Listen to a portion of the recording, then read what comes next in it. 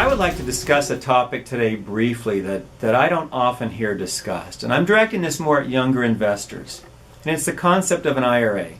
An IRA is a vehicle that allows you to set aside money today, tax deferred, so it comes off your taxes.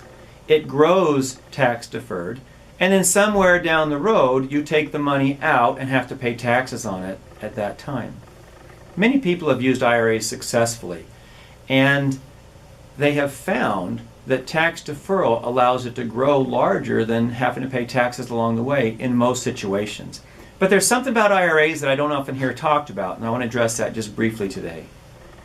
When I was young, I looked at the concept of an IRA myself, and I asked myself this question. I actually asked it to the government, hypothetically. Mr. Government, let me get this straight. You're going to let me set this money aside today when I'm 25 years old, tax deferred. I won't have to pay taxes on it today. But today I have children and a mortgage, and my income is such that I don't really pay much tax anyway. But I'm going to let this money grow, this IRA grow, and at a later time in my life, when I'm retired, when I have no children, no deductions, no interest payments on a mortgage, and likely in a higher tax bracket, I'm going to pay taxes on it then. That may or may not make sense to me. And then I asked myself the question, what will my tax bracket be when I'm 65 or 70 years old? The answer is, we don't know.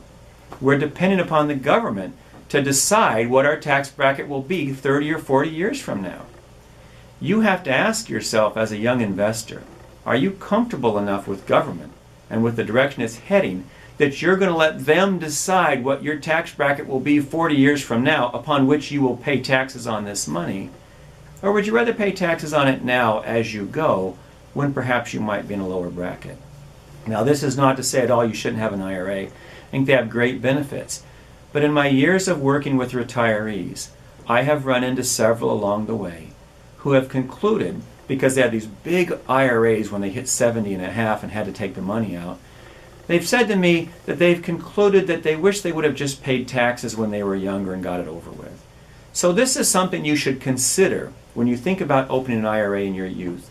Is it better to pay taxes now, or is it better to wait and pay taxes at whatever rate they give you in retirement?